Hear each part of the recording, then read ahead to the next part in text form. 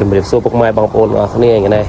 សម្រាប់ពីការងារនៅឃើញចង់ទៅស្ទូចត្រីលេងមួយថ្ងៃហើយបងប្អូនយើងនៅខេត្តកោះកុងអរគ្នាប្រហែលជាស្គាល់កន្លែងនេះហើយគឺបឹងកាយ៉ាហើយបឹងកាយ៉ានេះយើងមានកញ្ចុះមានអីអង្គុយលេងស្អាតណាប៉ុន្តែគ្រាន់តែពួកខ្ញុំទៅនេះគឺពួកយើងទៅស្ទូចត្រីមិនមែនទៅលក្ខណៈទៅហូបវិជាហូបអីលេងសប្បាយទេគឺយើងទៅស្ទូចត្រីលក្ខណៈកំសាន្តពីការងារអញ្ចឹងណាហើយចេញមកដល់បឹងកាយ៉ាភ្លាមហ្នឹងក៏យើងមានសម្ភារៈដូចជាឆ្នាំងចានរបស់យើងដើម្បីយកមកធ្វើម្ហូបហូបនៅនឹងកុំឲ្យពិបាកទិញគេអស់លុយហើយនៅកន្លែងហ្នឹងពុកម៉ែបងប្អូនទាំងអស់គ្នាធ្លាប់មកលេងដឹងហើយចូលមកលេងនៅកន្លែងនេះគឺគេមានកញ្ចុះឲ្យយើងអង្គុយហើយយើងអាចកំងម្ហូបអាចកំងអីអញ្ចឹងទៅហើយបើយើងមានឧបករណ៍មានសម្ភារៈយកមកប្រើខ្លួនឯងអញ្ចឹងគឺយើងអាចយកមកប្រើបានយើងអាចមកដាំបាយដាំអីខ្លួនឯងនៅនឹងក៏បានដែរប៉ុន្តែជា recommend របស់ខ្ញុំបើសិនជាបងប្អូនកុំឲ្យពិបាកទេបងប្អូនអាចមកលេងនៅទីនេះហើយបងប្អូន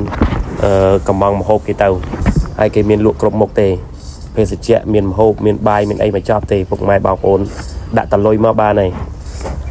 ហើយជាក់ស្ដែងពួកខ្ញុំមកនេះគឺមកគ្នា5នាក់ដើម្បីមកស្ទូចត្រីហើយយើងដាក់អង្គដាក់អីមកដាំបាយមួយគ្នានឹងហើយជាក់ស្ដែងនឹងក៏ស្ទូចបានត្រីខ្លះហ្នឹង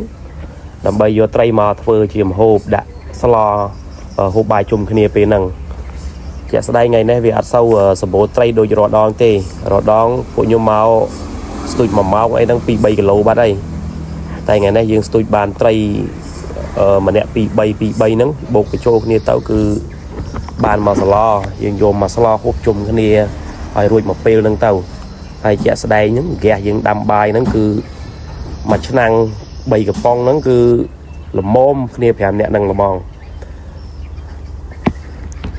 ទឹករដងមកដល់មកលេងរដងនៅហ្នឹងគឺទឹកនីកអស់លីងហ្មងតែឥឡូវនេះពេលដែលយើងមកដល់កន្លែងលេងនេះគឺទឹកចាប់ផ្ដើមចូលដល់អញ្ចឹងពិបាកលេងបណ្ដោយហើយត្រីនៅហ្នឹងតែកាលណាទឹកចូលអញ្ចេះគឺវាអត់សូវស៊ីនុយទេព្រោះអីទឹកវាលហលហេវពេកអញ្ចឹងទៅត្រីវាដើរពេញទឹកពេញដីអស់ហើយដល់ពេលយើងទៅស្ទូចទៅត្រីទឹកច្រើនអញ្ចឹងគឺវាអត់សូវស៊ីដូចកាលដែលទឹកនាចខ្លាំងទេហើយបើមកវគ្គមុនវិញទឹកនាចរីងដាច់គាត់ដាក់នុយទៅដល់ដីរាប់មិនទាន់ដល់10តន់នេះត្រីខំបាត់ហើយវត្តជាប់សិតតែត្រីក្អុកធំប៉ុនកដៃអីដល់ពេលឥឡូវនេះមកដល់ស្ទូចមួយឈរឡើងចុកជើងមិនទាន់បានត្រីខំមួយផងយូបានមួយជួននឹងបានហើយវត្តអត់បានទៀតឥឡូវហ្នឹងតម្រាំតាបានស្ទូចបានត្រីយកមកស្លនឹងប្រើពេលចូល 2-3 ម៉ោងមានណាម្នាក់ចេញពីធ្វើការមកមានទាន់បានសម្រាប់អីមកស្ទូចត្រីលេងបណ្ដោយឥឡូវពុកម៉ែបងប្អូនអាចមើលលេងបានពីទេសភាពពីការស្ទូចត្រីកំសាន្តនៅបឹងកាយ៉ាហ្នឹងហើយជាក់ស្ដែងពេលដែលយើងស្ទូចរួចរាល់ហ្នឹងគឺយើងបានឡើងមកធ្វើម្ហូបហូបបាយជុំគ្នាហើយជាក់ស្ដែងម្ហូបដែលយើងស្លហ្នឹងភាគច្រើនជាទូទៅគឺខ្ញុំដាក់គ្រឿងស្ងោរជ្រូកហើយគ្រឿងស្ងោរជ្រូកដែលយើងដាក់ទៅដូចអត់ពិបាកទេសំខាន់ឲ្យតែយើងធ្វើត្រីរួចរាល់គឺយើងមានតែអំបិលម្ទេសមានតែម្ជូរក្រូចមានតែស្លឹកជីមកដល់ដាក់បងស្លាប់ផ្លឹបនៅចុងវីដេអូហ្នឹងបងពុកម៉ែបងប្អូននឹងបានឃើញហើយវីដេអូដែលខ្ញុំថតពីសកម្មភាពស្លម្ហូបដែលយើងហូបថ្ងៃហ្នឹងអញ្ចឹងណា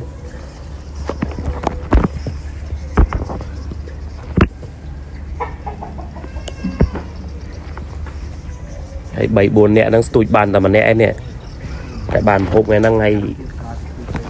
គាត់បានច្រើនជាងគេ 4-5-6 កតុយហើយ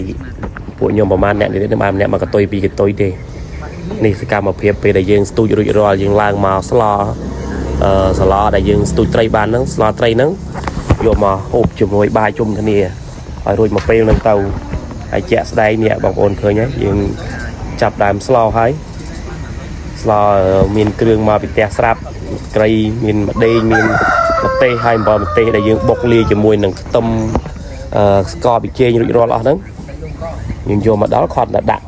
ចូលទៅត្រីហ្នឹងសំខាន់ធ្វើត្រីឲ្យហើយគាត់ធ្វើត្រីឲ្យផ្លឹបដាក់មកសន្ទុះឆ្អិនបានហើយស្លហ្នឹងលឿនសឹងអីហ្នឹងឥឡូវគ្នា5នាក់បាយ3កំប៉ុង เนี่ยนะละโมมาฮุบใจต่างออกเนี่ยพวกไม้บางปอนอาจมือวิดีโอนี้บ้านไอ้พวกไม้บางปอนบาสันจะมีเปตเนเตอาจจึงตะลิงบ้านเรามาดมบังกะยะนั้นคือกลายเลงสะอาดพวกไม้บางปอนอาจตุยไตรอาจกำซานบ้านให้บะจังมาเลงระเบียบปวดยมนี้ยังด่าซัมเปรย์ยังมาโชว์มาดอกน้องหนึ่งมั้งคือยังอัดมีการจำนายชราอันตีคือยังดาเลงตามแบบเนี่ยอัดเศร้ามีลอย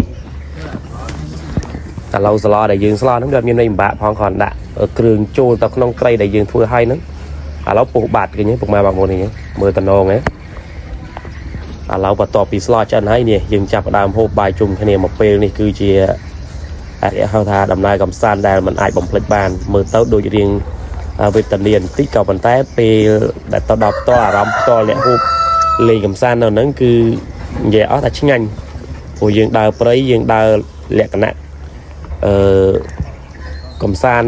เลยสบายดาวเลยระเบียบอัดเสาใจลอยเจ๊คือยังวันนี้คือซัมโรไมเนี่ยกี่มือม้ากี่ท่าดูเรียงเวทเนียไหมแต่ตามเปิดเมนี่น่าสบายให้ชิ้นยังติดกาฮุบจอกฮุบได้ยังทั่วโลกไอเจนี่ไอวิดีโอพวกโยมมีแต่ปันได้ให้พวกแม่บางคนอักเนี่ยได้บานช่วงมาเมื่อวิดีโอนี้สมมาคนพวกแม่บางคนอักเนี่ยจุบเนี่ยบัสันจะมีวิดีโอกลายทั่วเตี้ยแต่บาอาร์ตี้ก็จุบเนี่ยแต่ปันนั่งบ้านใน